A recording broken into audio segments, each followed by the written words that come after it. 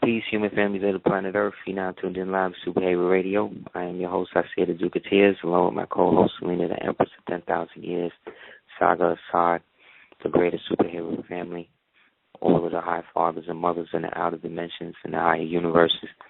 I want to say peace, love, and light, Shabbat Shalom, Salam, and peace be upon you to all who come in the name of love, truth, peace, freedom, justice, and equality. If anybody wants to call in, the number is 347-637-1184. A lot to get into, so just get into it right away. One of the magnitude 10, or what they call G-class 7 stars, they're referred to as a comet called ISON, short for isonomy, which is the original tenets of love, truth, which is where love, truth, peace, freedom, justice, and equality actually come from, or the governmental structure that gave birth to what we refer to as jurisprudence in the highest sense, and positive law as it condenses and becomes transphysical, and by the time it becomes physical, becoming positive law, natural law, or as we would call common law.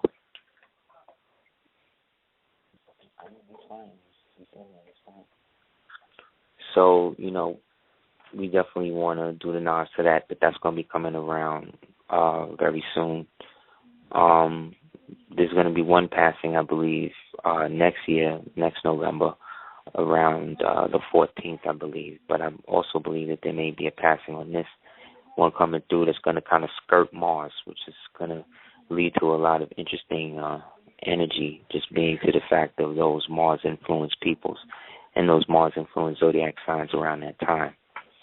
So look for whenever celestial bodies come into an astrological circumference, radius, or perimeter, there are always going to be ripple effects that lead to other things being revealed. So we've spoken about different things, fantastic subjects such as the different programs that were run against the American people by the so-called United States against its own citizens. But these specific individuals and situations that have arisen from these experiments have now caused, again, ripple effects that we are all seeing manifesting now. And so whenever a people cannot coalesce around a central idea, that central idea often takes a non-physical or apex physical form to bring about the universal awareness that something else is happening. So when something is not translated or brought into a greater understanding that needs to be, then what happens is that understanding goes through a transformative period where it becomes something that everybody has to acknowledge in some form or fashion. So because the Moors are starting to pay more attention to these principles and how these principles are not just earthly principles but are universal principles that have harmonic resonance throughout the known universes and the unknown universes, that these practices actually bring you in correspondence and into greater communion with the higher aspect of your spirit, which is, the higher aspect of your soul, which is your spirit, which is the direct conduit to and through Allah, which is the great arm, leg, arm, head. So in that, being a being that can presently experience that phenomenon through the belief and the knowing, we become a party to it and therefore become of it and are it.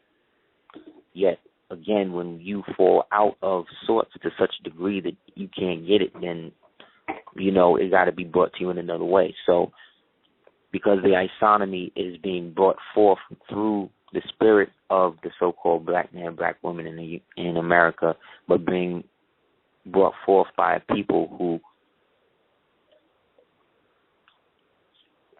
essentially represent the oldest Islamic group in the Americas, the Moorish Science Temple of America. We who are that are the torchbearers and have been crying out for this remedy. So I see this comet, this ISON as they're calling it, as a manifestation of this, as a coalescing energy, passing again, skirting Mars, which may or may not house those remnants of that Project Pegasus program that have led to time variables where you see people in Charlie Chaplin films walking with cell phones, or you see somebody in like a Columbia Parker, with a film camera at the Kennedy assassination, things like that. These anomalies are all evidence of things moving in a conjoined manner that doesn't necessarily fall in play with everything else. The fact that you'll have certain so-called blacks or black males who will, enter into treaties with things like the KKK or Ku Klux Klan, but then still doing drive-bys and stuff like that on their own brothers. This type of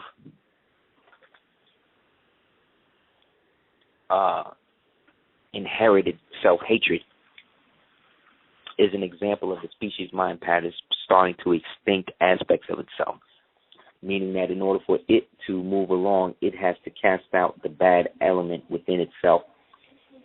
So this bad element, unfortunately, makes it so that way not everybody is deemed as innocent.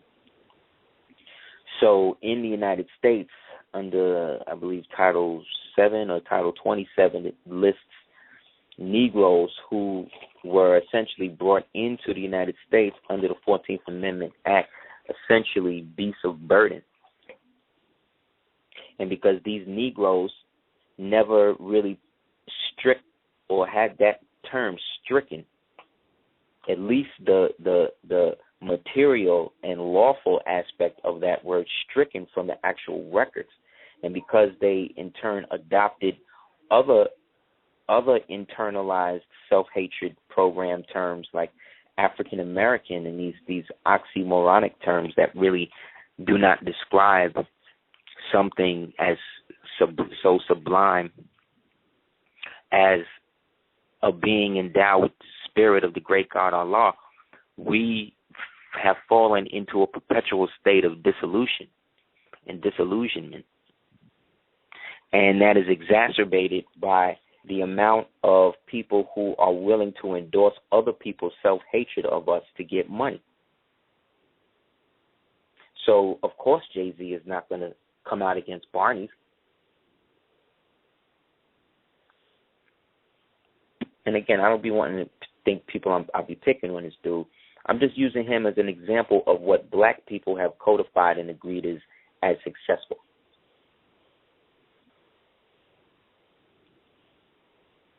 And how the very thing that allows him to be successful is an amoralistic worldview. Some Sagittarius fall from the perspective of insecurity, where that insecurity, no matter how much you get materially, can never be masked. And so they fall into a state of always feeling like they got to set things up to be a certain way. And some don't recover from that element, and he is one of those type of sages where he can't really separate himself. Now, I don't know the man personally. I know people who've known him. You know what I mean? I've smoked blunts in the buildings where he allegedly was selling crack and all that back in the days. around Marcy and LG and all that. But that has nothing to do with what I'm making this assessment on. This assessment is based upon the actual tangible evidence of this person's success.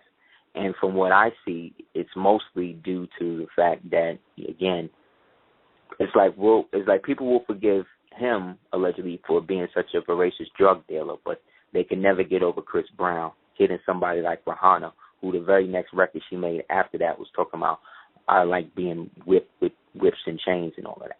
You dig what I'm saying? Like there's a different standard going on within the general community, and this uppity, bourgeoisie, boule type of black view has a culture associated with that.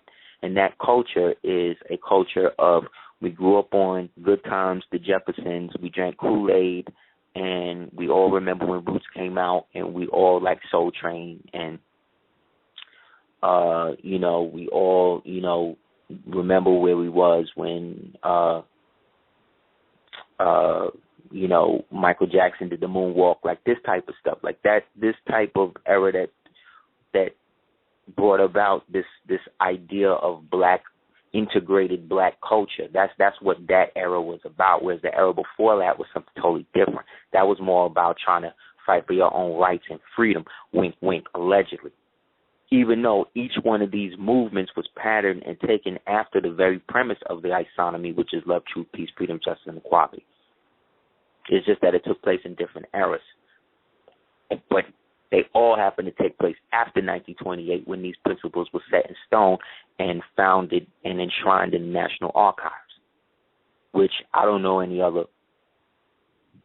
so-called black organization or Islamic organization in the United States has the distinction not only to be registered by its own volition, but registered with documentation that puts the emphasis on how apart the Moorish Science Temple was and is from a lot of other things, and how we as Moors or Moabites or ancient Moabites have to understand the difference between things like, ecclesiastical law, let's say, and something like Sharia law, which is cool, but that's more of a modern thing that was brought forth, again, for people that weren't ancient. We represent the ancient Moabites, not the modern ones per se. We are the sons of Sarah, the Saracens. We are not the sons of Hagar. The Hagar sons are the people today we call the Sauds, or the darker skinned people of quote unquote southern and northern and eastern, or whatever you call part of Africa that they're referring to as Arabia. The original tribes with the descent of bloodlines from here as well as in Andalus, which is now Spain, or a part of Spain, I should say. So specifically, like I said, we as a people are modeled and betrothed to a predetermined idea of ourselves. The very fact that the very goldfish that Arnold had, who was named Abraham, that fish is called a Moor. You understand? And the fact that they named the fish Abraham with the Moor, but put the Moor fish, jet black fish, in the fish bowl. You see what I'm saying? Owned by the little boy who has no real parents, but has to live again with Mr. Drummond, drumming in the idea that he used to live in a ghetto, but now, he live in a big house or whatever. And look what happened to all of the people on that show. So, yeah, it brought laughter to thousands and millions of people worldwide, but did it ever bring the type of success that these children may have wanted for themselves, to the point where this man had to sue his parents, and then by the end of his life he becomes a parody of himself in order to make money? This is what we do to our family members, allegedly, that we grew up loving so much. And that's what I mean. We're the only people who associate actual fictional characters as staples in our family. That's how psychotic we are. You get what I'm saying? It's not like people are looking at 90210 like the way that we did, because most of those people, those kids who grew up watching those shows, even though it was black kids watching them too, but a lot of those kids that was living that life already, these are the Kardashians and these people. Those shows was about them and how they was going to model them to you. 90210 when they was little girls coming out of, teeny boppers coming out of high school and all of that. Then what you call it, Sex in the City and all of that. That's all them when they in the middle age, going from adulthood to middle age. And then the Golden Girls is, how they wind up. All sexed out, old white chicks living in the same, Jewish white chicks living in the same hacienda in Miami.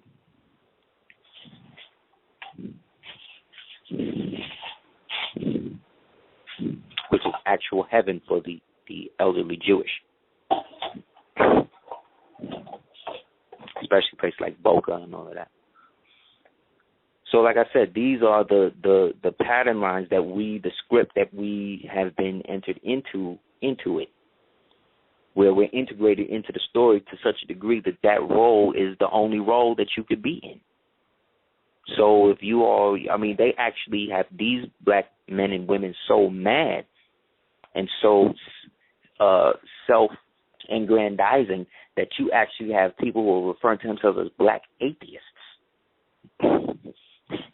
When you, who are a physical manifestation of the very spirit that keeps this whole thing going, you actually denying the one thing that you have. And that's one thing I noticed in all of these so-called revolutionary movements, save for a lot of the African ones, is that at least with the African ones, whenever they was bringing a movement, there was always music or something in the foreground, drums or something coming out. Moors and all of that had that here with the Panthers and all of that, but that, again, all of them people have record deals.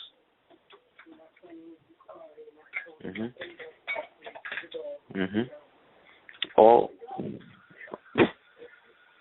extra.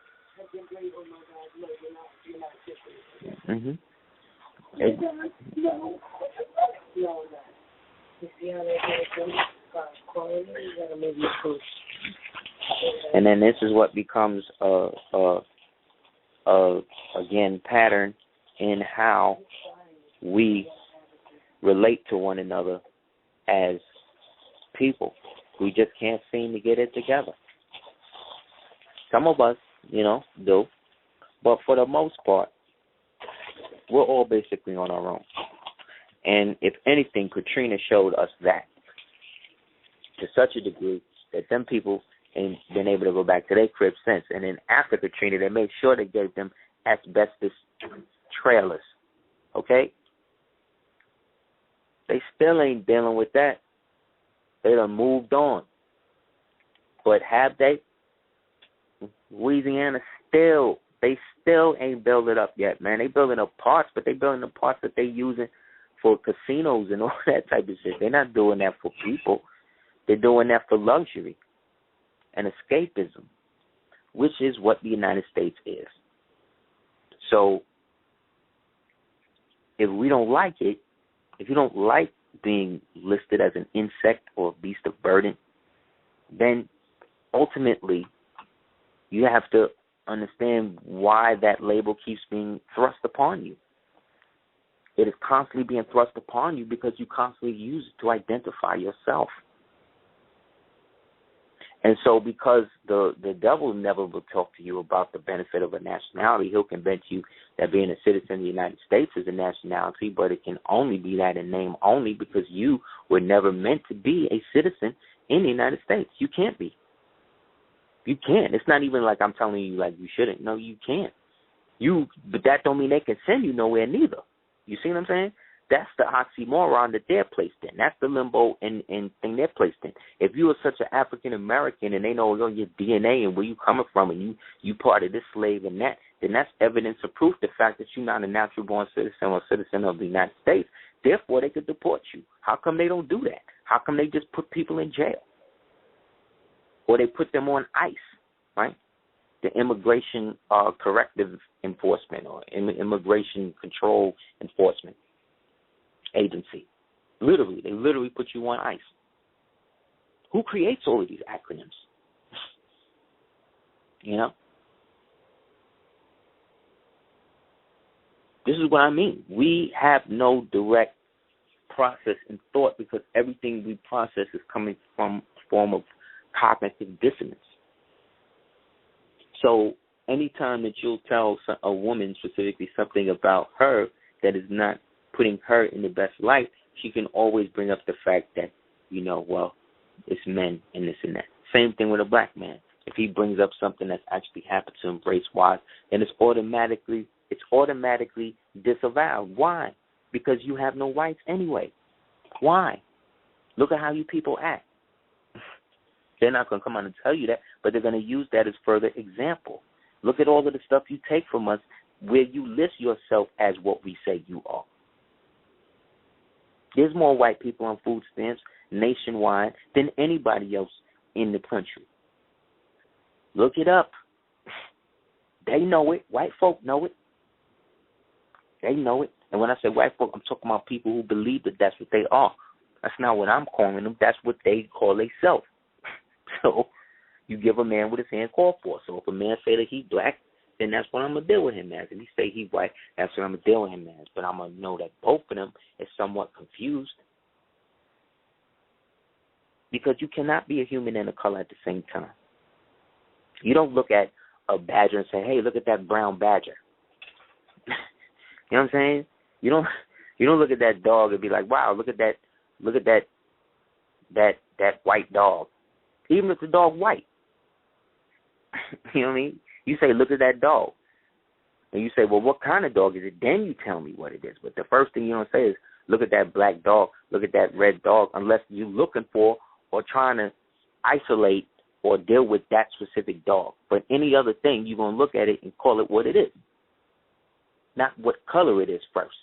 So the fact that you have human beings, and in 2013, allegedly, which is really the year, 1433 to us, you got people who are actually calling themselves and identifying themselves still with this archaic notion that they can be something like a color and a human, where in order to by them being a human, they have to let you know what color it is first. That's crazy.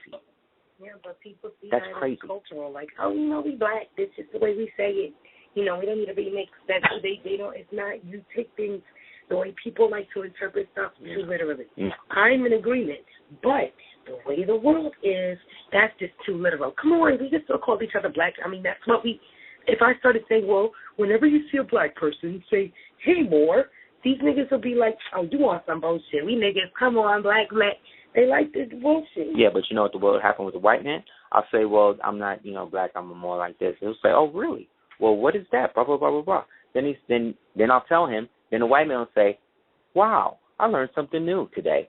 Well, from now on, that's what I'm going to do. Even if he's bullshitting, he's going to let me know that he's trying, because the one thing a white man don't want to be called is a goddamn racist. Okay? They'd rather you call him the devil, Yakub, you can call him a piece of shit, everything else. But don't call a white person or somebody who think they're white or call themselves white a racist.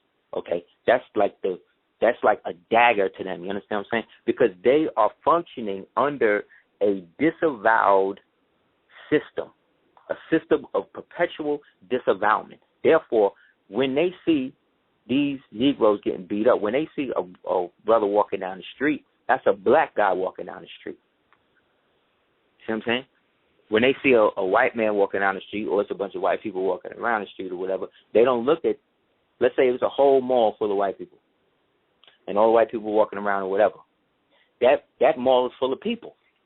See what I'm saying? That mall is full of people. Then when one so-called black person walks through, now all of those people are looking at the black guy. And that's what I'm trying to say.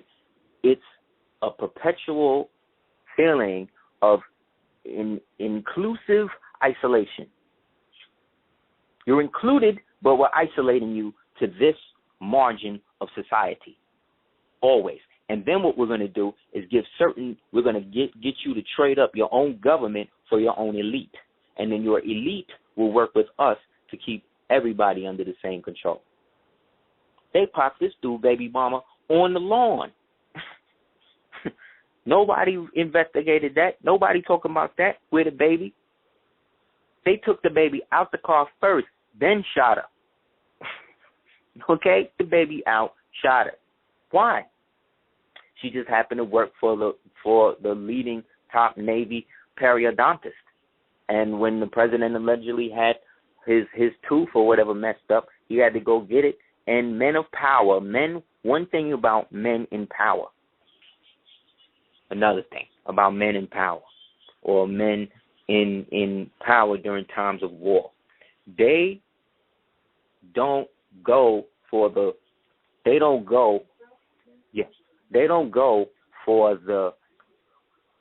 like Beyonce or something like that.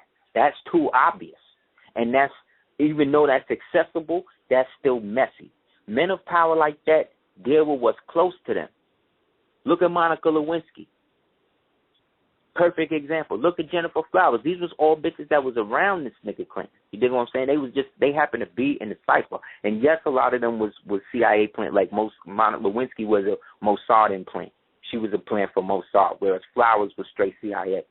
Because they was mad at him getting all that money with his brother through that whole dope ring that they was importing the coke from Florida and all of that. In the mid-'80s and all of that, when he was governor, was slipping all that money. They used to call him the vacuum cleaner. That's what he used to call this nigga Clinton and say he did so much coke. But either way, I'm saying all of that to say that that's still their society, so they can rock like that. When you try to rock like that, they Ron Brown you. You dig what I'm saying? When you think you could do as much coke and all of that as they can do, what you are showing them is that you are under their jurisdiction. So they who function on the process of master and apprentice as God and slave, or God and the devil, master and slave, you now are enslaved because you following their Lord. You got the mistress, you know what I'm saying? You got the wife, you got the girlfriend. You know what I'm saying? You got the brotherhood. You know what I'm saying? The little rituals and shit you do every once in a while. You know what I mean? You got the download chick. You know what I mean? That nobody even know about. You know what I mean? You live in all of these different lives because that's what it takes to be a citizen of the United States today. It takes a lot. It's a lot of pressure.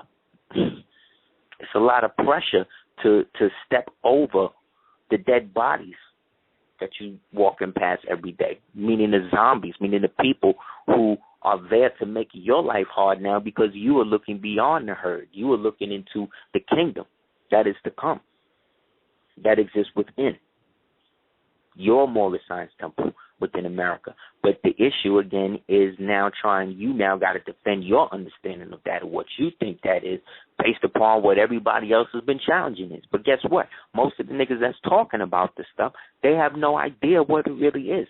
They just putting stuff out there so people like myself or other people who have certain knowledge of things, who have been made privy to certain things, can now enter into a conflict type situation where they can actually, based upon the rebuttals that come from the informed one, they now can learn about it. But to everybody else, it look like, oh, this person lost. Or, you know what I'm saying? Like, you got niggas that's out here making you think that they don't even have no affiliation with nothing.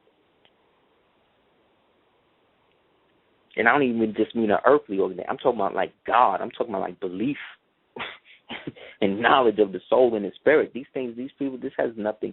These words, this honesty, courage, integrity, honor, chivalry, these things don't mean anything to modern people. You only feel shit like that when you in the movie watching Thor: The Dark World, or you know what I'm saying, or Gladiator, or some shit like that, where people was actually, they trying to portray how people was actually living for something.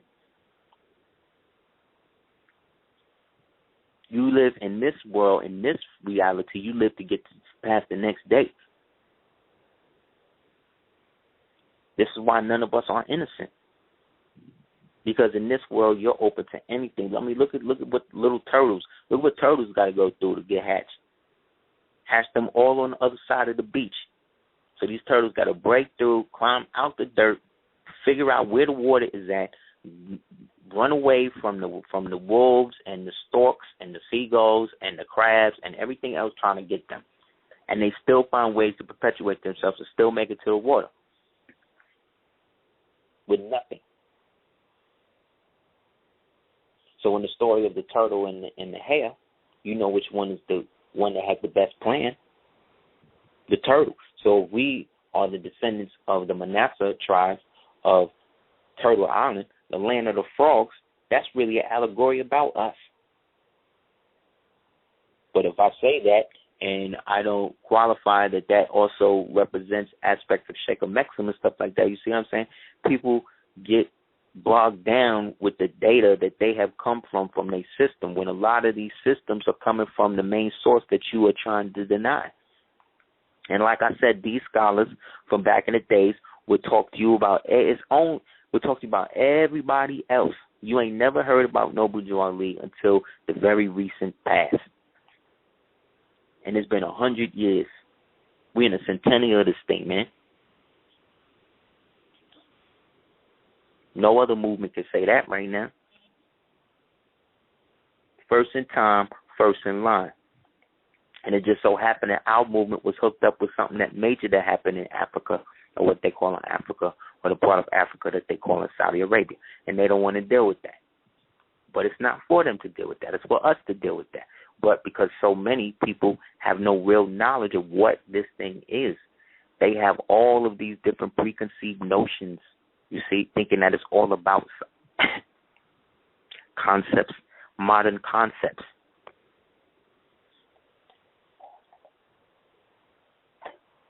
There are aspects of Sharia law that say if you disagree with your brother to such a degree that you could disagree with him to the point that if you turn out to be right, you have to kill him. You understand? And marry his wife. Now, I'm not talking about the Constitution of 622. Of the Prophet Mohammed, Mohammed. I'm just talking about the modern pretense of Sharia law is being espoused by these people who are using it. And most of the people who are using that are the sons of Hagar, not the Sarah sons, because we represent the ancient aspect. Remember, once the Sultanate was established in 1926, the Sharia, which had already been in effect, right, was now passed over and put over the dominion of the people that he was living over, who they were living over. And at that time, it was a lot of Bedouin people and a lot of people today we would call Arabs. But the ruling class, the Saud ruling class, was not like that. The same thing with the ruling class in Mali, and the same thing about the ruling class in the Kingdom of Morocco, and so forth and so on. These were Moors at the time. But they're going through a transitional period now with these European powers, and the traditional Moors of the greatest nation on the earth have now been put into that 100-year sleep. And then we, their remnants, are now put out to pasture by thinking that we're one thing and we're really not. And then the people who could help, should help, would help, don't. You are the only people in the world that they have put that type of inference on, where they have wanted to obliterate any actual reference to you accessing that in modern time. So even when you show and prove and do everything as an individual, they know that they've done so much to turn you away from actually dealing with any real Moors or in a real temple or anything like that. You don't deal with it. So there's certain things that you don't know and don't find out.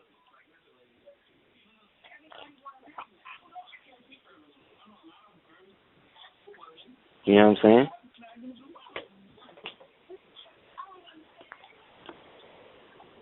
This is how we wind up in a country where people would rather talk about twerking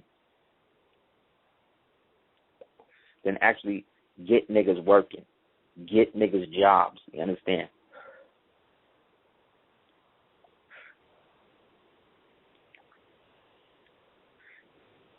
The United States that we grew up in the late 70s was the last aspect of American culture freedom, meaning a direct American so-called worldview in which people felt that they could express themselves to their fullest extent.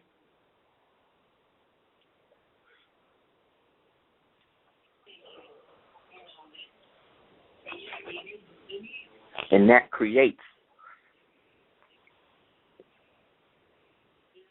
the stigma that we still find ourselves under as brothers and sisters, as men and women. I have, and I'm sure you all have, people in your life that you came up with that was mad cool, and you never stole no money from them. You never, did anything that was so, irredeemable or so messed up that you couldn't, let's say, resolve it. Or they may have done something to you that was so reprehensible that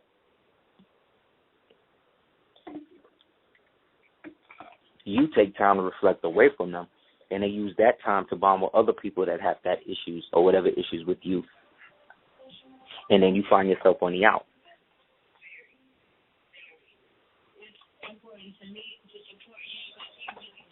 I watched this show where that guy Terrell Owens was on there, and they found out the reason why he's so crazy is because his mother, who was 16, had an affair with his father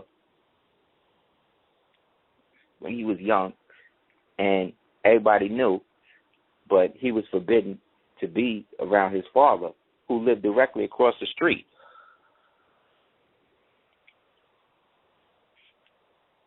And it wasn't until one day he was out playing with a girl that he liked that his father told him you can't like her because that's your sister. And then when he asked his father, well, sir, how do you know that? He said, ask your mother. And then the mother came and said, don't ask me nothing. You see?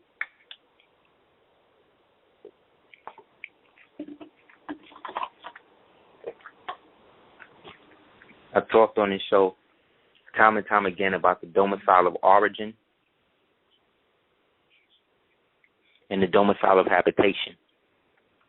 And the domicile of origin, which is the father, is the birthplace of the knowledge.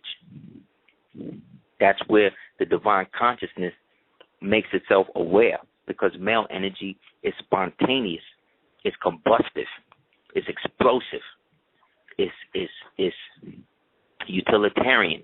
You understand? It's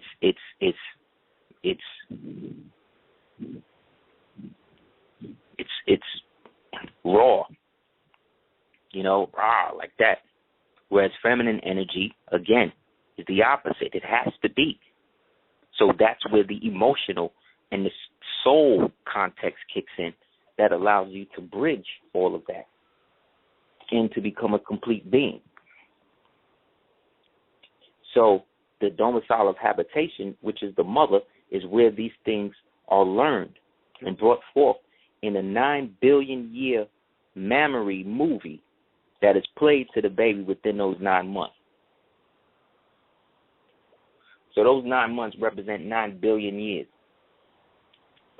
So when you in the womb, you are in the germination period for about 9 billion years. Translated to our flimsy time period as 9 months on the physical. A minute in dream time is an eternity. But in waking life, it's only 2 minutes.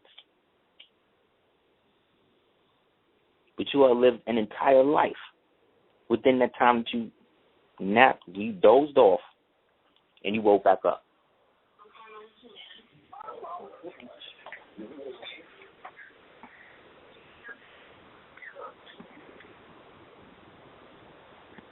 The moral scientist is one who sees things how they are and knows the origin of those things and how those things cohabitate to allow life to bring forth civilization. Therefore, the foundation of everything we do has to be love.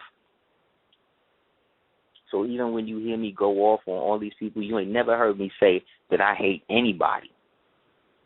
Because regards to what was done to me, now this don't mean that I haven't hated people. I haven't gone through periods of depression and realized that depression is coming from the hate that I have of these situations that were brought about by these people. But my participation in those experiences is what allows me to pull the best or the worst out of myself. Therefore, what was done to me can only be undone when I undo it in my mind, in my heart, in my soul. So in the Bible, when it says, forgive them now, for they know not what they do,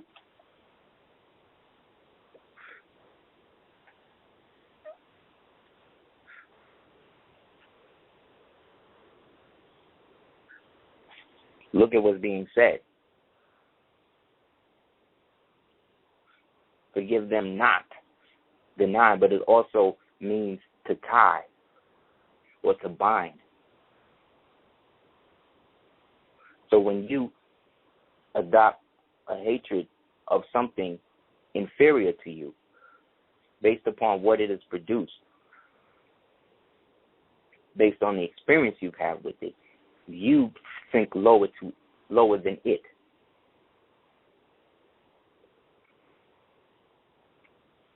Because it has just proven that it can affect, which means that it can affect Allah. And nothing inferior, nothing finite can last against something as so absolutely finite and perfect as the will and spirit and soul of Allah. Nothing.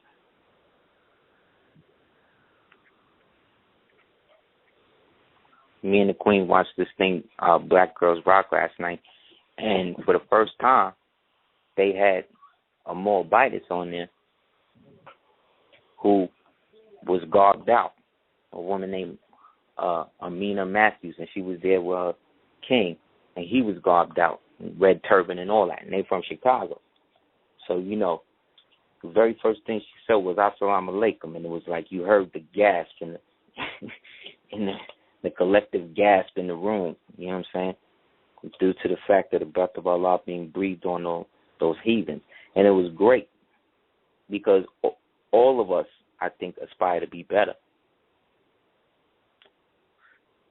I don't know one person that's rich or wealthy that don't want to get more money.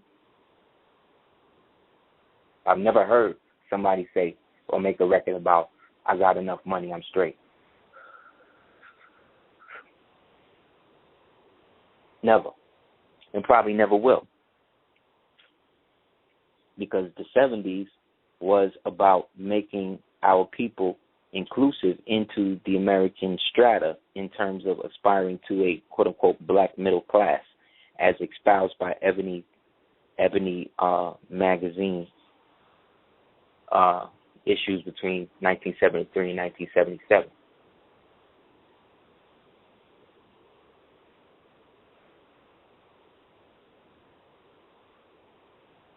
Ebony magazine that every year posts pictures of the Prince Hall and Grand Shriners and the rest of them in their catalog.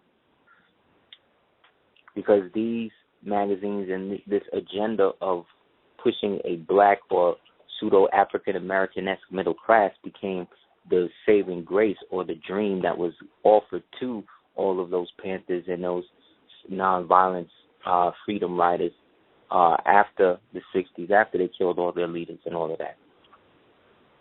So that was given to them as a consolation prize, a form of integration. So all of the social programs like WIC and Mother Hale programs and all of that, Head Start, all of that was adopted by the same United States government that was breaking in those same organizations' buildings to destroy all the food pantries and all that so they couldn't feed their own people. But they could do this because their people technically were still under the jurisdiction of the Negro black demonstration and therefore subject to non-human regulation under the Beast of Burden Act, 14th Amendment, Title 27, and Title 7, U.S. Code. Therefore, of all of the different things that were espoused to our people to get into, you never heard them or will never hear them espouse or wanting you to get into things like nationality and birthright and inheritance, because then that would tie you to something that goes beyond the jurisdiction of the present strata. Therefore, because everybody accepts the history of the Moors, except the Moors themselves, therefore the undeclared, they persist to use other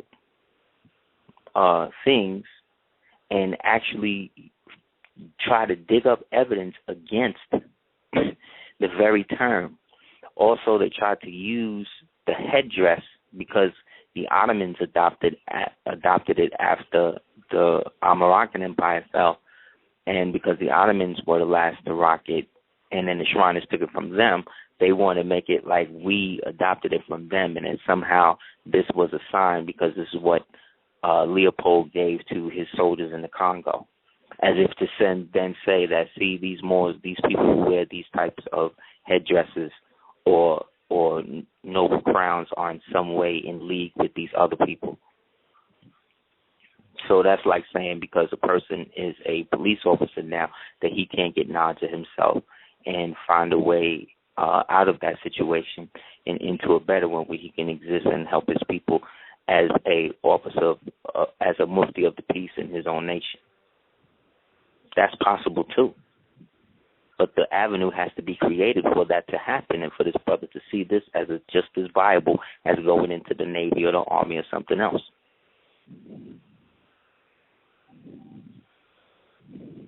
As an ecclesiastical people, we have the right to show and prove our dominion in all of the divine books in the world. The foundation of it being the Holy Quran, because Quran means clock. And the clock of destiny itself lasts for 24,896 years, that we round out to 25,000, which every time we reach a 25,000-year period, we start from zero and renew our history for another 25,000 years.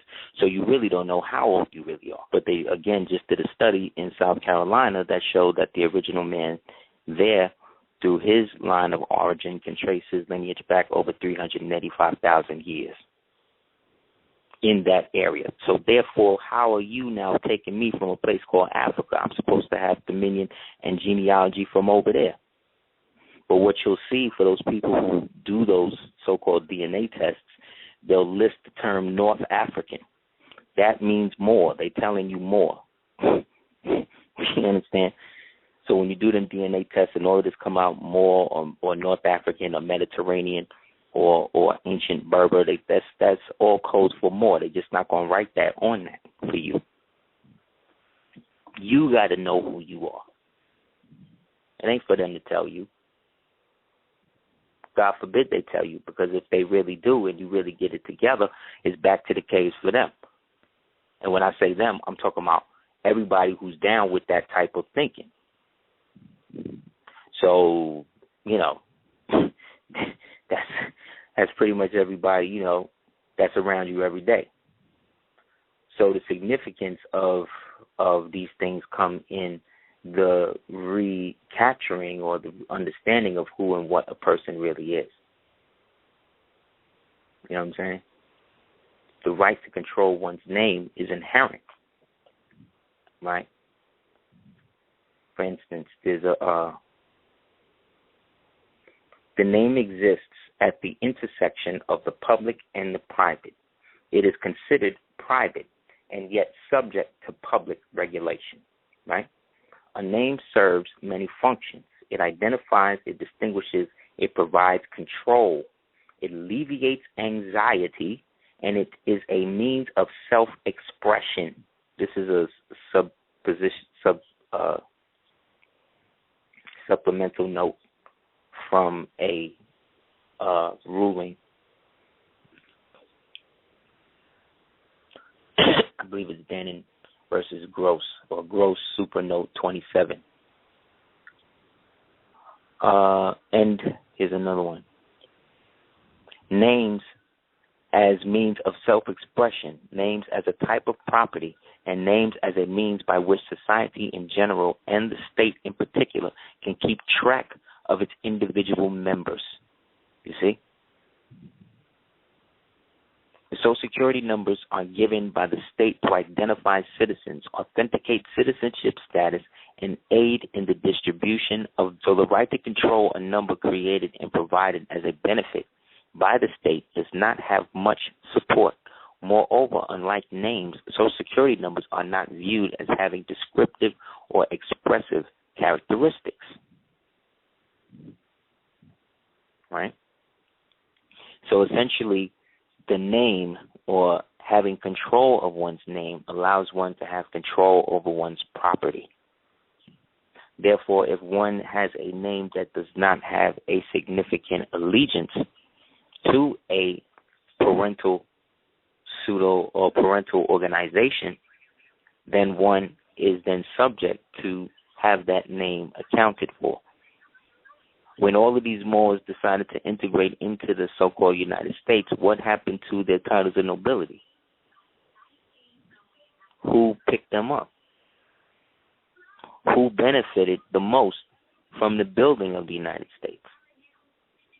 And who, to this day, benefits the least? The very contrast of that diaspora should show us that there is a gross inequity in terms of how things were distributed post-Reconstructional War and after. You know what I'm saying? This is a statement from the embassy from the Kingdom of Morocco for the Moorish Centennial Celebration honoring the Prophet Noble Jew Ali Muhammad. We are happy to bring you greetings from His King Hassan II and the people of Morocco, ... Devotion to strengthening the ties linking the Moorish American community to Morocco, ... A better understanding between us, ... Make our relationship a vibrant and special one, ...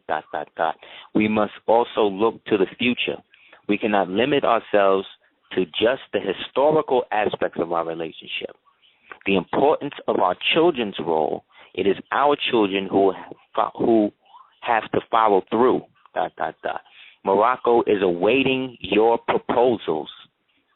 We are pleased and proud to have the Moorish community as one of the bridges between Morocco and the United States as a new voice in the network of our long-standing relationship. This is a quote by His Excellency Mati Jorio, Ambassador of Morocco, during a speech on January 11th, 1986 AD. Now, the Prophet said, I had to go around my elbow to get to my thumb to get to what I wanted to establish in this government. You tore up everything that was brought to you, but I brought you something that you can't tear up. It will tear you up. This is a quote from the Prophet himself. That thumb, that elbow going behind his thumb is the understanding that led to the statement of His Excellency Maati Jorio, the Ambassador of Morocco, during that period under January 3 days after the Prophet's birthday, which is our Christmas, decreed by him. So, again, this is a further example. So you got black people in your community that's telling you that you have nobody that's recognizing you internationally. But I'm reading you a quote from somebody who's talking this about you in 1986 before you probably even heard about Moors. Shit is set up for you. And this is what I'm trying to say. We caught up in trying to prove stuff to people that already know that it's real. They just want to catch you up in the dogma.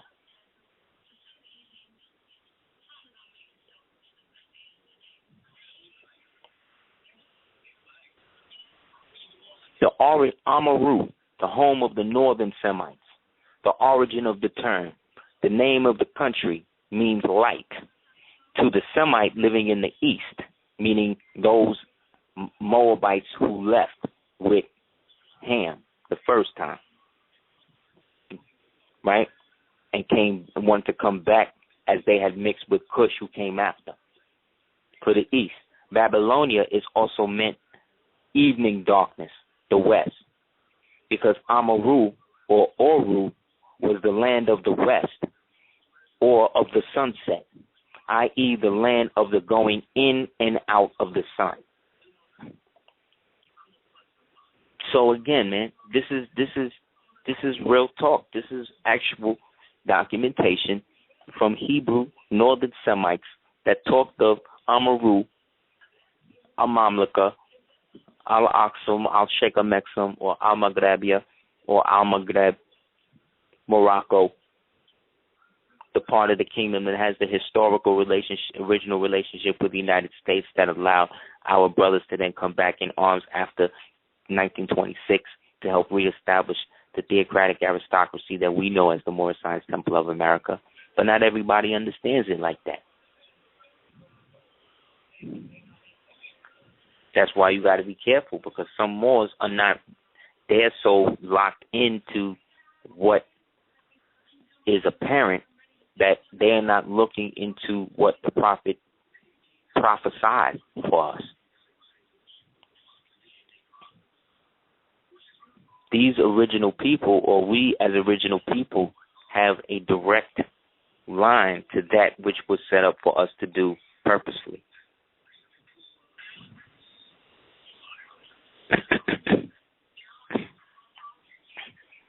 Therefore, Islam, or Al-Islam, is, again, signified by us allowing ourselves to know Allah as the manifestation of the divine truth that was put in each of our souls, that manifested in our spirit, which is a physical representation of our will.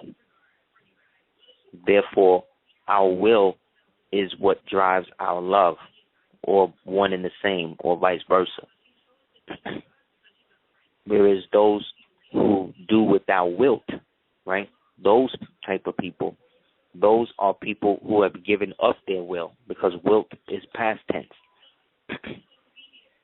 So therefore, whatever you have done at that point, you can just do because you've already given up. You've already turned from the light and went into the Babylonian East. You are not of the Amaru. And everybody has the choice. And we're confronted with the choice every day. So because now they have all of these things about Moors being in they seeing all of these Moors rocking their habit and just being out doing them. They're making all these articles now about headdresses. About how they should deal with, when a headdress is a headdress or when a hat is a hat, and all of this. And trying to come up with legislation like what they did in France. But that got struck down by a Moabitess over there who brought historical evidence to show and prove that the hijab that she was wearing was actually more ancient than they had jurisdiction to prove. Right after she did that, they wound up impeaching the French president, Scorsese, because he's a deviant sex addict, but he also had a tendency of pillow talking.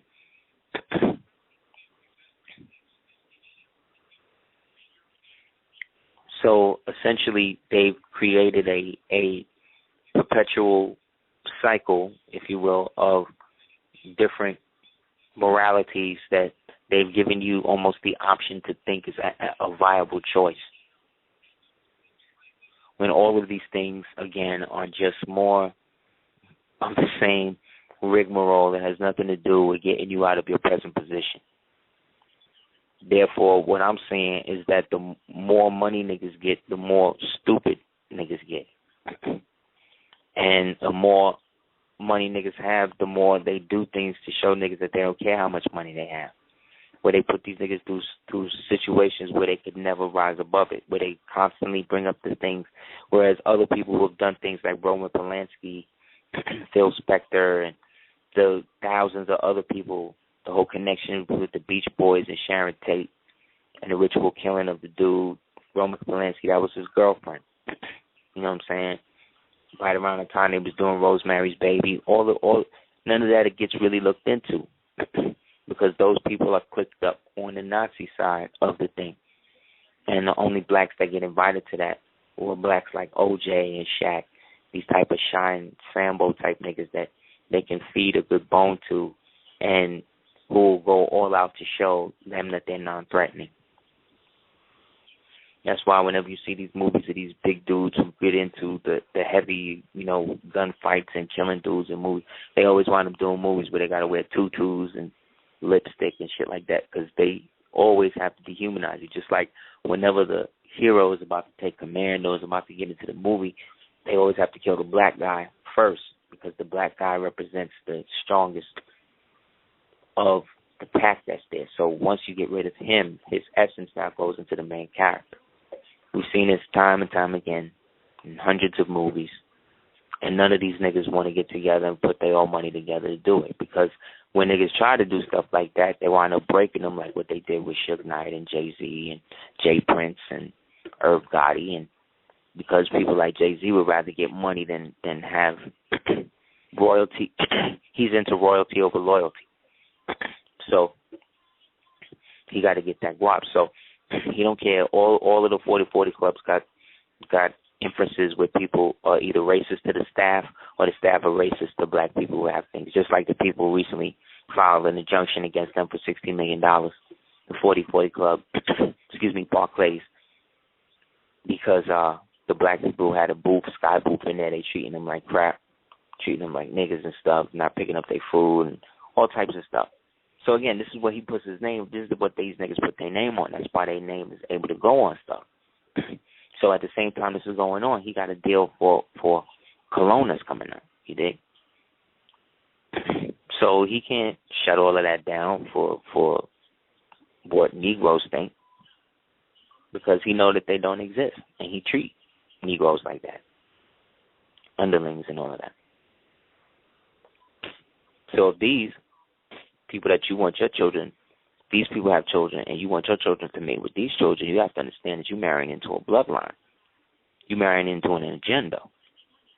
So these women who go out to these groupie festivals and stuff like that to sleep with these guys, and the new groupie thing is for them to, post like the text about how graphic they were in their encounters and things like all of these are the type of women that these men want to have babies with. They don't want to have babies with. Or they do have babies with, what we would consider wholesome girls or strong black women, right? But they don't want that. They want to go to the strip club. They want to, come home smelling like, 1,000 different women and, beer and alcohol, all that shit. And if that's what you want to do, that's cool, really. You just got to see where that fits in love, truth, peace, freedom, justice, and equality. If it don't, then you're doing something opposite of that. And so long as you're aware of that fact, then, I can't say nothing about it. If you're not aware, then it's my job or somebody else's job or one of the listeners' job to go and let you know. But most people don't want to know stuff like that. They want to know, how Kim Kardashian lost her stomach, or, how Rihanna's, tattoo is healing and things like that. Because those things are more relative. Other people's lives are more relative. But here's the irony. The irony is that these people actually watch regular people more than the people they're around. Because they can't be around anybody that's not in that cycle. Once you start making that $10 million, $20 million within that cycle, that's, you're in. You may not have to do it now, but eventually someone got to come down the line and, somebody pulls your coat that, hey, remember when? Well, this is what you got to do. This is how it works. And that's what they tell you. These are the terms. Why? Who made it work that way? Who set it up like that? These people don't even ask. Because by this time they're so dependent on the drug of fame or cocaine or heroin or the sex or whatever. And this is what they market to children through the music. You dig? This is how it's marketed to children. All music is marketed to children. Everybody want to sing and get applause. Everybody want to rap. Anybody can rap, but not everybody can do hip-hop. That's why hip-hop will always exist. Rap will always take the forefront because that's what was slowed down. That's the part of hip-hop that was slowed down enough for people who didn't really have the spirit to get it. And then it became an internal thing because these people wound up having babies listening to rap and, getting into beats and all that. And so they wind up being born with this rhythm. That's why you get these white girls with this big ass that's now always insulated and these dudes that all these black chicks want to get with. That's where this is coming from. But it's warped. They'd rather be with a Justin Timberlake who dressed like a nigga than be with a nigga who Justin Timberlake dressed like. That's it. Same thing with him.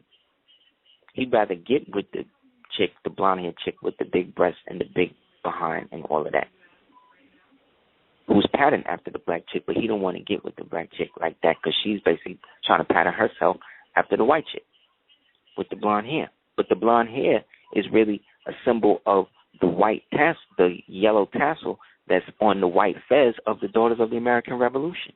That's the blonde hair. That's what it's really symbolizing. There's a show called Coven where they really showing the relationship between the black woman and the white woman in the form of the occult and the witchery, and how that led to the evolution of modern-day Louisiana society. Angela Bassett's in it, so it's somewhat classy. They gave her the Monsters Ball script, and she allegedly almost smacked the nigga with said, "How dare you bring me some shit like this?" You see? That's when she was going to be stormed. Then they deaded that, and then gave it to Halle Berry. So whoever do this, hate they self. Halle Berry took it, and look where she at now. She done had a baby for a Nazi, and then had the French Secret Service agent, boxer nigga, beat him up, and now done had his baby. And every movie she make is a damn joke. Why is that? Who's your George Clooney? Will Smith? You don't see George Clooney kissing no man on the mouth. You don't see Brad Pitt kissing no man on the mouth. You might now that I said it, but you don't see that, even though that's what they do. You dig what I'm saying? Because these people have reached a certain level, and they've done enough things to reach that thing, and it's created for them to do that. When you're a Negro, you coming into that as a porter, as a butler already. So of course you gotta go from Django. Now you're gonna play a white man. You're gonna play a black man who then albino himself to get electric powers in Spider-Man to kill Anansi, of course, because Anansi represents the truth. So he then went from Django to being president to being an albino white man. Talking about Jamie Foxx, being an albino white man to then being. It's like, look at Denzel. Look at Morgan Freeman. They even had him play a pimp in Street Smart with Christopher Reeve when he could walk. Things you got to do, and they're not going to come out and tell you that. So that way, when people like me or other people tell you that, they say, "Oh, well, how you know?" And then you can give them experiences and examples of which you've spoken to and actually had to document as a writer this for publications that was involved in high points of so-called rap history. And they still like, yeah, well, that was then. But then they turn on the TV and then you see Gaga fisting herself with a with a chihuahua or some shit. You know what I'm saying? Like it's so, United States is the insane asylum, and America is the drive up to it. You know what I'm saying? So in order for you to, not wind up like the Joker, you know what I mean? You got to find a means to deal. So one way to do that, again, is to center one's ideal as to what they are and know that not everybody is born human anymore. Not everybody is born out of a womb anymore. Okay? It's real, They put RFID chips in children in school in Wyoming and didn't tell parents anything. So you don't know what that child is a walking microphone now. They was doing this, though, back in 86, 85. Go on YouTube and look up Brian Wrong. I knew a dude who knew him. Big up Asher. He knew him And he talked about it. He saw the little device they tried to implant in his ear, fall out his ear when he would talk. They've been doing this stuff, man. Because they got everybody, they got these people listed as something inhuman. And because they've almost trying to make the term human, they're further dehumanizing you. The more you try to make it a viable term for you to rally behind, it's still used as a depiction of dejection. And that cannot stand for people as noble as us. I don't give a damn what you call yourself. If you believe that you was a slave from Africa, just a farmer not doing nothing, maybe you was. But what Africa are you talking about? You talking about West Africa? But West Africa's over here. Just like it's in Mali. Anything west of Mali was West Africa. According to Abu Bakari, that's how he wound up here. But he was just somebody who came back again. You dig? These are people that's already here. These people that we're calling Native American Indians, these people are not even that. They're descended from the Neanderthals. Asians are descended from the Neanderthals too. That's where the heavy Mongolian thing come in. That's what they don't want to deal with either. They're Asian. They came over here later, after Hussein. And the children of Hussein, again, which are, again, the children of Hagar, evolved amongst their own people and eventually became the people we call Native Americans. But so if that's the case, then how can you, as a Moor, as a person whose ancestry has always been here just by variation of your skin tone, how can you go to them to tell you what your DNA is? Look at how they flipping it on you. Look at how they going in on you. Going all the way in. And you paying them. You paying them. You paying them. You paying somebody who's acting like they was here before you, who knows that they wasn't, money to prove that you somehow were here after them. This is the level of trickery that these people have been. All people have been playing on you, including your own. You got to be the chosen people then, because everybody been living off the fake history of who you are, because you won't stand up for who you are, because you want to be from somewhere else.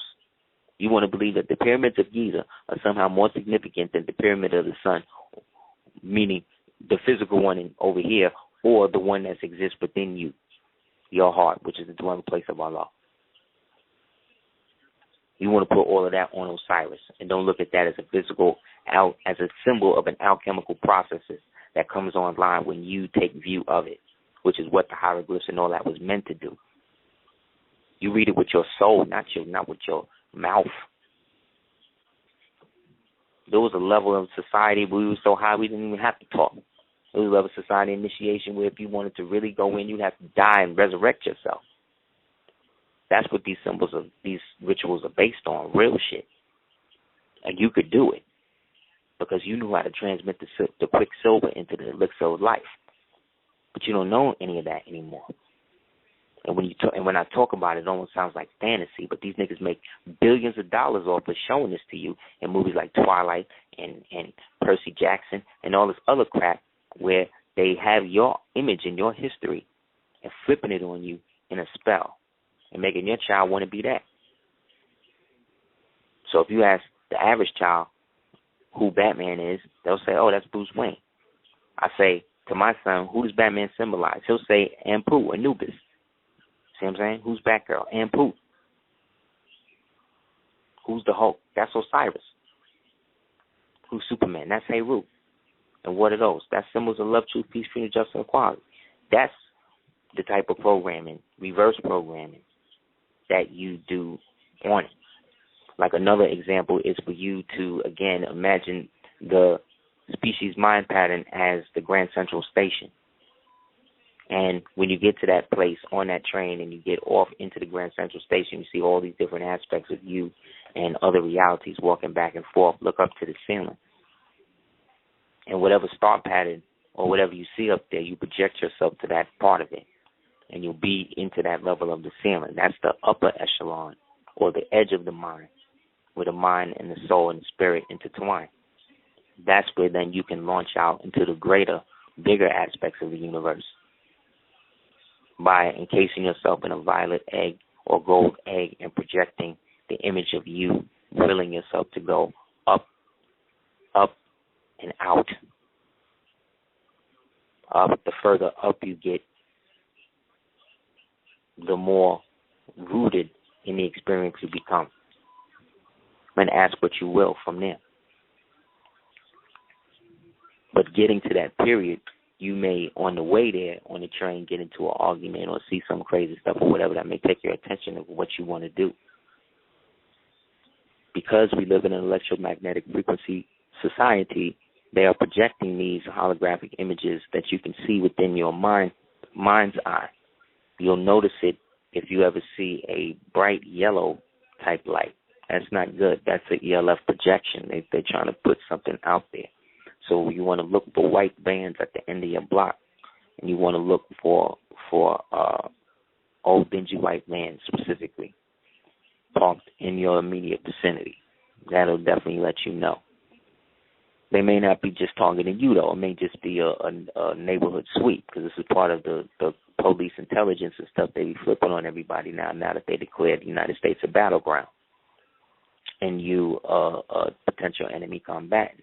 That's why, and again, declaring your nationality, you declare that you are not an enemy combatant. In fact, you are in amity with the so-called United States, because it is in some way subordinate to the jurisdiction that you preside based upon your authority as a religious body politic and corporate, which under the terms of international organizations is allowed to function as its own autonomous branch. So regards to what these Negroes want to tell you and what they want to set up for themselves, that's all well and good, but it don't take away from where they got the impetus to do it, because if the man ain't do it in 28, they wouldn't be able to do it in 2013. That's just real talk. So if the man ain't have nothing for you to do, you wouldn't have nothing to comment on. I've done lectures where after the lecture the next day I'm putting together a thing in the copy place, and one of the people who was there who's also, I guess, doing it or was trying to do it or whatever they doing with it, was there basically trying to put together a whole synopsis of what I built on, even using the term. But again, I could get into who and why and all of that, but that's just, I'm sharing it with you to share, to show, to prove that it's not just you that this type of shit is happening to. That the more creative you are and the more on point you are, the more you're going to have people not really detracting from what you're doing, but trying to do it in a manner that they can digest and make money off of. I still got niggas that's bootlegging the tapes on these websites. I still be reporting niggas, but it ain't going to stop them from doing it. And they ain't thinking about me when they cash them checks or whatever. So when you order from any DVD site or anything other than www.aseertheduketears.com, you support somebody else. So if you want to do that, that's cool. You know what I'm saying? But at the same time, I'm telling you that none of these people support us in any way. So whatever they're telling you on these websites, it ain't true. And I'm quite sure they don't support anybody else either. So should I not care and all of that? Maybe not. But I believe a workman is worthy of his hire. That's biblical law. That's scripture. So that's the state law. So, again, as a soy jurist, literate more, I'm going to function under that. So, of course, I could take action and all of that, but what's that going to do? That's going to take me away from what I have to do or what I'm striving to do or what we're striving to do with this temple. So you listen to some people talk, they got it all done already. They got 1 million houses, they got 1 million things, all of that. And that's great. But who's the people benefiting from that? I'm on the ground, man. I'm in the field. I'm seeing other things.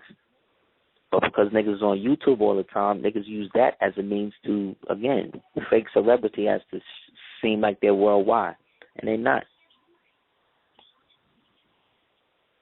Birds of a feather always flock together.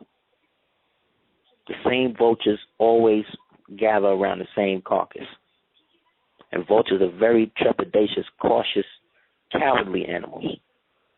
As big and as gruesome and all that as they are, they don't move on something for days. They'll just watch it. to make sure nobody can catch them up in night. It's like an eagle. An eagle, when it dies, it will fly so high so that way nobody can see it die. Nobody can get its bones. But it's the first one down there trying to get everybody else. Eat everybody else. So if the eagle is a representation of the scorpion, that means that when the eagle is chosen as a symbol to represent the United States, we're also really talking about the scorpion representing the United States. The first king of Old Dynasty Kemet over there in what we call Africa, Eastern Africa, was King Scorpius, of whom they made the movie The Scorpion King about. So as we're in Scorpio, you know what I'm saying, and going through it right now, it's a manner in which a lot of the Martian energy traveling through this retrograde is bringing up a lot of things that a lot of people don't have any way to describe in a literal way. So it can be bursts of heavy conflict. In these periods, we must retract back and focus on the breath and read things like the Circle 7 Quran out loud, because what that does is it creates an auditory environment in which the mind creates a solarium of imagery that blossoms as roses in the heart. And having your child read it to you.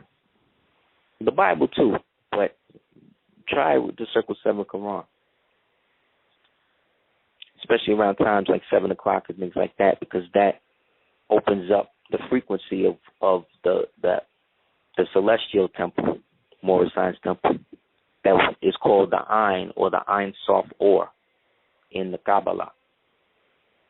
That's the sublime or the spiritual Moorally Science Temple that exists perpetually in the bosom of the everlasting Allah. Yet as a Muslim, again, we can accept these truths as real. They are somewhat Sufitic. But the Sufis and the Marabouts are all Moors. Next week, I'm going to try to do a whole half hour just books where you can, tune in and I'm going to just drop mad books on you for like 30 minutes. You know what I'm saying? Because now is the time where you could get a book now and sleep with it under your pillow. And by the time you start reading it, you actually start reading it faster. Try it and see what I'm talking about. Get a book you like. I mean, people get the audio books and all that now. That's cool, but that's kind of like programming, you know what I'm saying? To a degree. Unless it's like the Circle 7 or something like that. I mean, I probably need to do one for Dark Scope 18, but there's also part of me that's like, man, that's it's a little too much, man. It's a little, you know what I'm saying?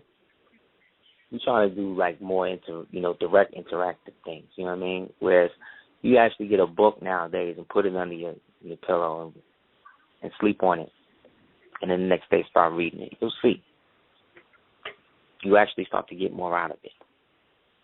Another exercise you can do to channel and build up your mental and telepathic ability, whereas you get a deck of 52 cards, and with these 52 cards, you choose 5 cards out of them.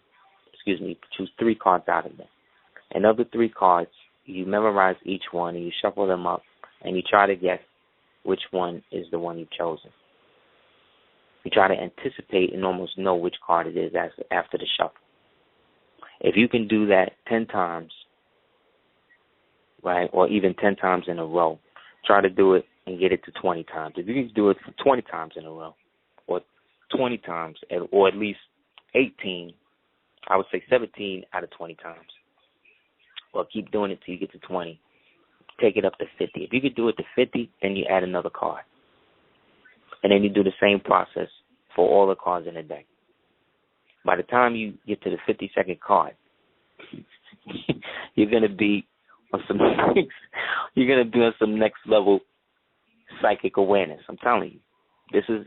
I'm giving you the back door of the programming without the torture and and the excessive violence and the waterboarding and all of that they do to the brainstem scarring that they do to little kids and stuff to get them to do this. Technically, you need to be young to really get it popping. But I believe nowadays the pineal is so open, especially when you're involved in something like more science. Well, I think you can do it. And there's a reason why there's 52 cards in the deck. 5 or 2 is 7. So like I said, these are different things that you can do to start to enhance one's own individual psychic potential and one's astral projective potential. In the case of the exercise of the Grand Central, the species mind pattern Grand Central Station exercise. You know what I'm saying? Don't think you can't get off the train. If there's ever an instance in the dream where you're on a train and you can't get off, then what you have to do is jump off the train. That's a symbol or a sign that information is moving too fast for you and you feel that you don't want to settle on it. So you don't want the train to stop. You don't want things to stop. So that means that you physically in the dream got to jump off the train. Or if somebody's on the train trying to keep you on the train, you got to literally throw mama from the train. These can be self-projections or alternate projections based upon whatever ELF they may be trying to flip on you. But the more you commit to birthright, nationality, inheritance, the less prone to demonic possession and alien abduction you become. Once that Bay and Eel is added to the end of your name, regardless of what they're telling you, I just shown and proved to you in that document. There's another document you could check out where it says, properly speaking, this is from a book, this is from the Harvard Journal of Law and Gender. Properly speaking, a man is not married to a woman or married with her, nor are a man and woman married with each other. The woman is married to the man. It is her name that is lost in his, not his in hers. She becomes a member of his family, not he of hers. It is her life that is merged or supposed to be merged in his, not her. In his, not his in hers. She follows his fortunes and takes his station, not he hers. We do not speak of tying a ship to a boat, but a boat to a ship. Not so long, at least, as man is the larger, the stronger, the more individually important, as long as woman generally lives in her husband's house and bears his name. There's a dash, which means that leaves something out. Still, more should she not bear his name. It is the woman who is married to the man. Now, we can say that that is true, and we can say that it is not true. We can say that it is true in the sense that a woman does not have to be married to a man to take his name, because she can always give his name to her son. But technically that son, by their law, says that that child is not legitimate. The legitimacy comes through the marriage. So who is always trying to marry who? Do men want to be married more than women want to be married? Generally? Especially with all of this crazy programming they got out now on marriage. They make marriage look like straight prison. They make it look like you're ending your life. People, it is. But it doesn't mean that one surpasses the other per se. This is how it works in a so-called patriarchal society, right? But the patriarchy that we're really talking about is a white male patriarchy that's only now being isolated, like what happened with Kerry Washington with the Saturday Night Live thing, you know, or what's happening with Kanye. God don't like ugly and truth neither. You cannot be celebrating the KKK and the Confederacy with flags and skulls and all of that and expect nothing to go down. You can't do it. So his moms or whoever on the high realm was like, oh, this nigga's crazy. You know what? Crash that bus. Don't even hit the one with him in it. Just get rid of the equipment. He'll shut it down. He'll know what it. He'll know what I'm saying. You know my work, right? So again, this is what I mean about your name. Then there was an instance where she was talking about not giving the baby a last name, right?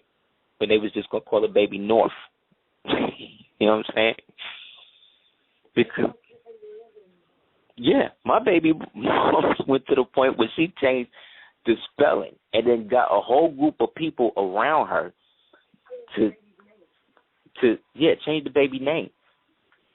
And then when she was 7, when she was on the run, but then got a whole group of people around her to co-sign it.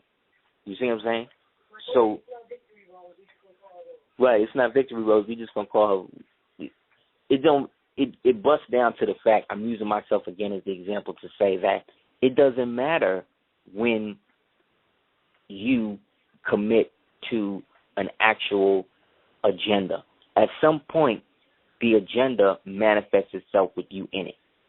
So whether or not these people or this person or our people who decide to deny their true names, you know what I'm saying, whether or not they doing it for out of spite of being down with something they know is right, or because they are genetically descended from people who consistently made this choice, they feel locked into that. Or some niggas just would rather be on the other side. Either way, for us to constantly hypothesize how it's happening is leading and taking us further away from the overall example of what the value in having a unified culture and name brings about. It brings about international and intergalactic recognition. How are we going to really be a unified people if we can't even express ourselves in a higher dimensional way? How are we, if we're already recognized, right? Why is it that we are constantly berated by our own people telling us that we're not? And what happens in our community, Moors now, what do we do to specifically do away with that? Or do we do anything? Do we let it do away with itself like we've been doing? Regardless of who or what, we're going to have to make a choice. And that choice is going to put you at odds with somebody. It don't matter who it is. Somebody is not going to agree. And unfortunately, there's a when I say Sambo now, I'm not talking about the god Sambo Judaisha. I'm talking about the Pickaninny Mantan version of us that's cowardly, that would allow ourselves to be minstreled like that.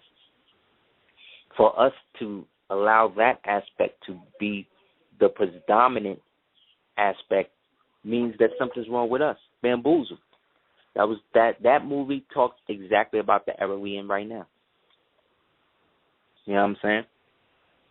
Where you got rappers actually wearing skirts, mini skirts. You got rappers actually wearing mini skirts now, and is marketed as cool. So this again is being marketed to who? To these young black males that's coming up and being hit with this gay bomb thing that's moving them further away from whatever choice they may want to make themselves. You're not even. Yeah, you have some of these children. They parents let them come out any kind of way. That don't show freedom of expression. That shows that he crying out for help. He's like, look, I'll wear a mini skirt and my dad won't even say nothing. He really doesn't love me.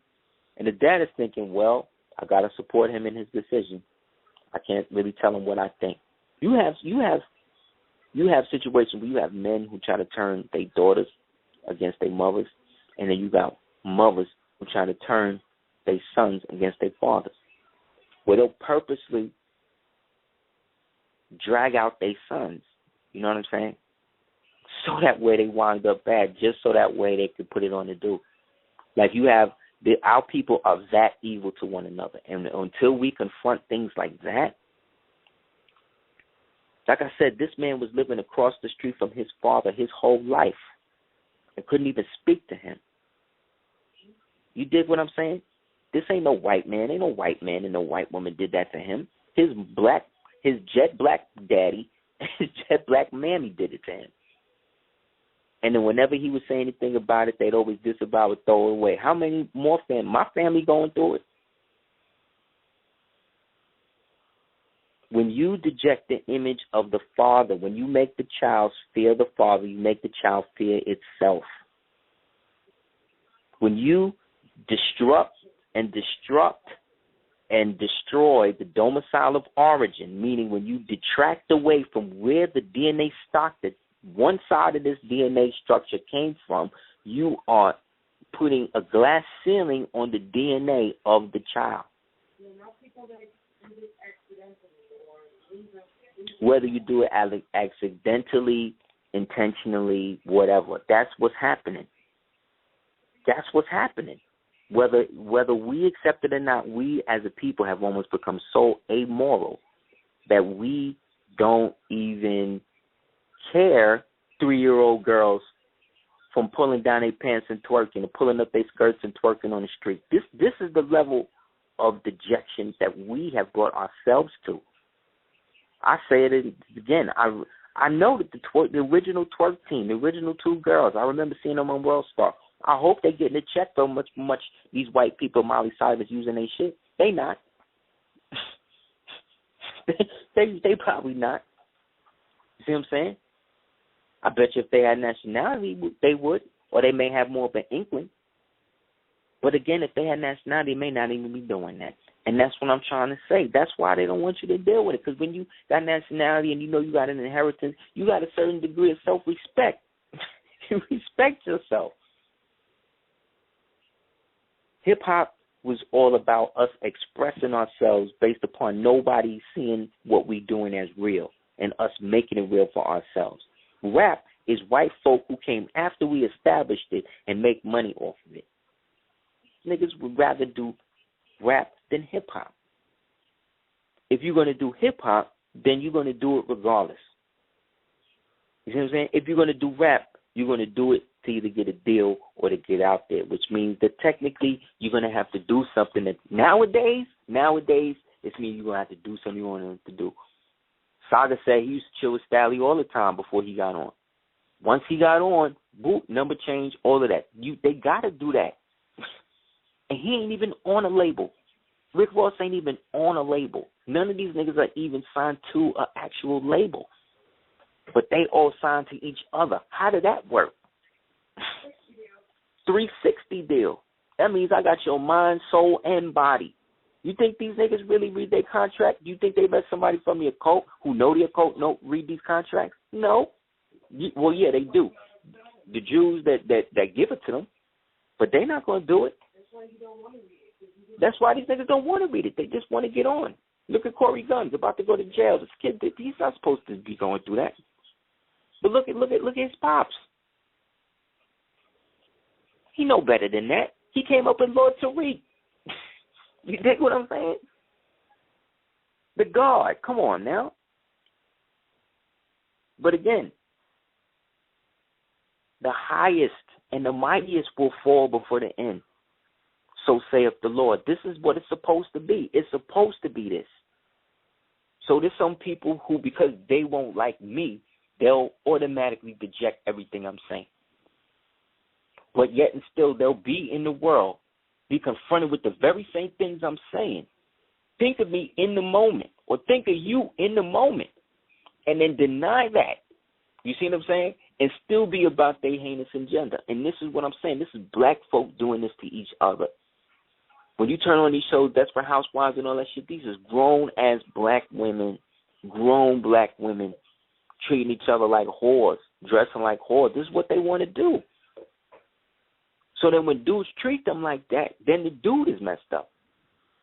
But then we watching Entertainment Night the other day, they had a picture of there was 4 couples, and out of 3 of them was black dudes with Caucasian women. And they drinking it up, laughing it up. Because that's a whole nother existence. That's a whole nother level of self-denial and self-hate and self-implosion you got to deal with. That's why these niggas, you can't do it. So when are you going to have your own industry to be able to show movies with you other than you being a slave? The nigga who's in the movie, the nigga Chenwele, whatever his name, he's with a white girl.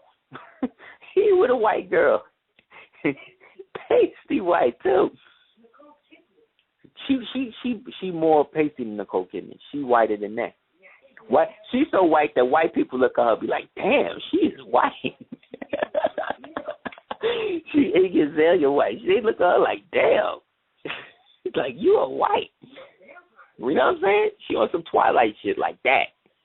So that's what I'm saying. He's even in that. But this is the first nigga talking all of this black shit. And that's how I know. The more these niggas talk to black shit like that, when they in the game like that, they either got a white girl, they either gay, or they light skinned. Like I noticed, for instance. Is it just me? Or is it that whenever you see these big epic shows with these black women and all that, a lot of the light skinned women will have like they nappy hair out and all that, and then all the darker skinned black women got wigs. What's up with that? Like, is it just me? Am I just seeing it like that? It can't be, because I'm seeing it all the time. So is this by design? Yes, it's by design. This is not by chance. It's called programming. This is a reason. They're programming me to see myself as a constant minority. If I'm always watching the news, and on the news there's one black guy, a white woman, a white man, or one black guy, two white women, or one black woman and two white guys, and the only time the black man and the white woman is on the show is if the black man is gay or the white man and the black woman is gay. In the case of Don Lemon and the chick with the lisp. On CNN. You see what I'm saying? The chick with the lisp. How come she gets to speak for us? How come she's the only voice of the black thing? Of the new black man is the Barack, the post-Barack. Barack and lighter. You did? Yo, there's so much shit going on with that whole thing where they even saying that this chick is, you know what, that's I'm not even going to dignify that on the air. It all boils down to the fact that there are certain elements to a legal right, which after we get into it next week with the book list, we'll let everybody kind of get into that. And in order to lawfully be in your true person, you got to own something. And the only thing you can really own in this world is your name. So if somebody else is owning that over you, take not from me my good name, for that which you take makes your purse richer, but then makes me poorer still. It's from Othello. So essentially, that's what he's saying. And Othello represents these niggas I'm talking about. The Moor who cut himself off from all the other Moor. Who was the other Moors around Othello? They was all Moriscos. Not Mercutio. What was the other one? Iago was the one against him, and then his man, who he tried to turn Iago against and make him think he was sleeping with Desdemona. Forget his name. But essentially, he was like the Morisco. But Othello, who was his father? Who was his mother? What tribe of Moors did he come from? Look at that movie Othello with Lawrence Fishburne. That was the last great movie he ever did, to me. You know what I'm saying? After that, he got all caught up, to me. And look at the roles these guys played towards their end. They're always either that old, grimy old nigga or they're them old dudes that is always bestowing wisdom on the white guys. Who made that up? That's the old Uncle Ben, Uncle Remus that they feeding back to you. Go back and look at Brer Rabbit. Look at Uncle Remus. That's Stephen and Django. That's the same image they regurgitating to you. That's Uncle Ruckus. You dig?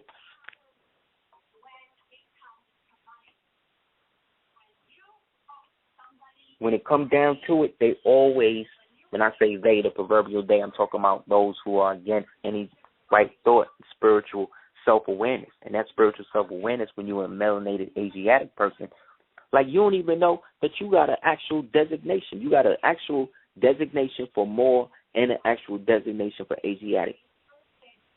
Each one got its own number. You got a Center for Disease Control number that says that you're a free and pure nation. Where these other people at? Where these other movements at that got that for you? You either come in. What do they say? You either with us or against us. That's what it is. It's COINTELPRO. It's COINTELPRO debate politics, which is really just Hegelian dialectic and cognitive dissonance bring forth through a Malthusian output, backed up with Hobbesian and Horace Greeley, Thaddeus Stevens influenced racial self-hate based upon reconstructional attitudes of a postmodern and post-reconstructional America. That's what's really going on. But again, all of that's jargon, right? All of that is just ranting and pontification, right? No, that's exactly what the United States is. It has nothing to do with what they gave us and what our mothers and fathers told us it was. It's the exact opposite. So once we accept that's what it is, then it got to be something else for us. The Creator ain't bring us this far to leave us here. So out of all of the stuff I see, the only thing I'm seeing celebrating a 100-year anniversary of people still doing it, you know what I'm saying, is us. And in that 100th year, we coming into the full recognition of who and what we are. And while that's happening, who's detracting the most from us? The Babylon is falling. And what are these niggas doing? Sharpton doing anything for niggas? No. They still let niggas get ate up, killed up, all of that, so long as they could be pundits on CNN. Come on, man. That's why I said, God forbid, it never happened. I'm going to put it in a book. You know what I'm saying? I'm going to write it so that way somewhere in the universe it went down like this. You dig? Like, we are here to do great and terrible things. Sorry, guys. It's not just about you reading it in a book and thinking that you're not going to have to deal with nothing. No, you're going to have to deal with people, your own people that don't want you to be free.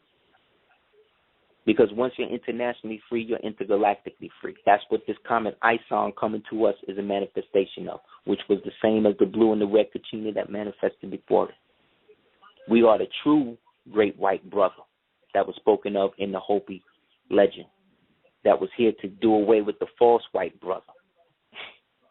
The original, the true Quetzalcoatl, the feathered serpent. That with the Kundalini Shakti activation through the manifestation of us through the national and divine movement,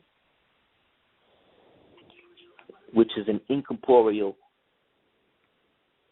placenta that anchors us and moors us to an identity in regards to what these Negroes and people with no racial and no lawful civilization classification can adapt to. Therefore, they're always going to make you doubt yourself and doubt your true potential as an Asiatic to be an African. And the Africans is going to go along with it because they be getting a check too. Now, all of them, there's a lot of Africans that support our show. And they know we're not talking about them. Anybody that listens to the show know that if you know who I'm talking about, then you understand what I'm saying. The only people I find that have issues with what I'm saying is people that in some way is indulging in some of what I'm talking about. But I'm not asking them to change. That's the difference between me and everybody or whoever else. I don't want nobody to change nothing. If you think that what you're doing is going to get you where you need to go, then I'm in support of that. My grandmother used to say, if you like it, I love it.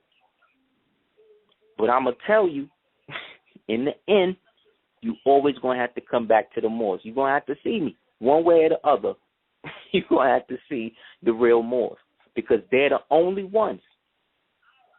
And this is what if I believe in anything, this is what I believe.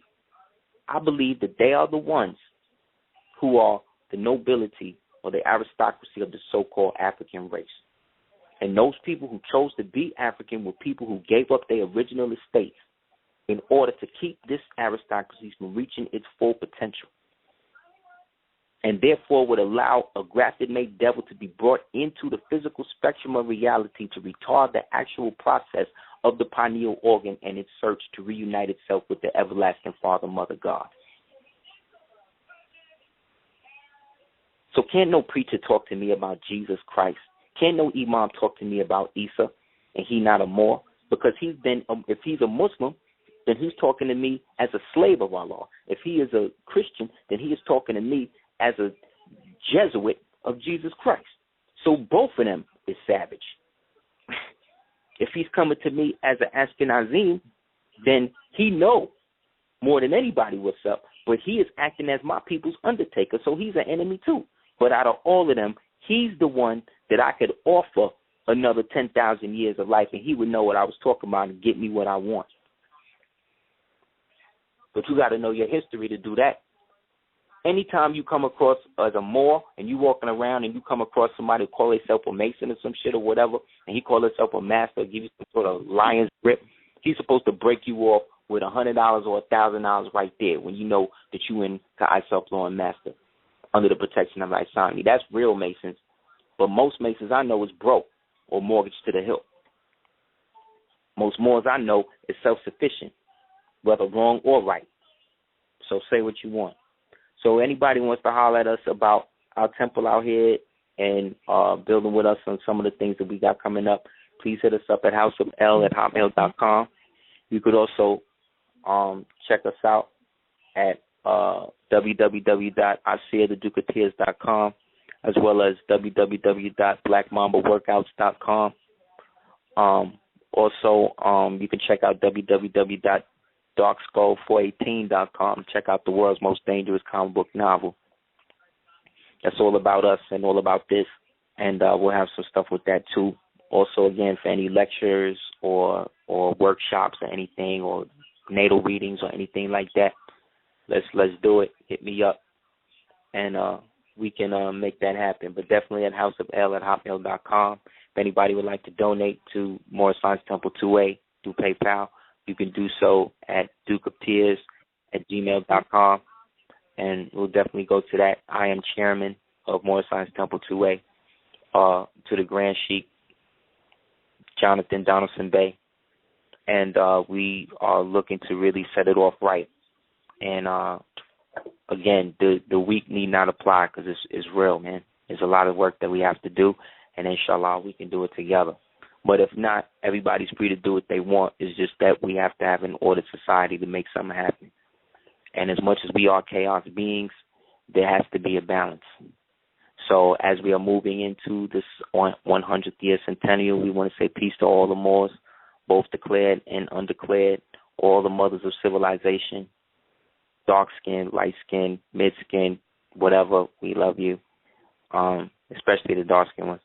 And love and light to the babies who are the future, deserve, and inshallah we'll get together next week. Peace.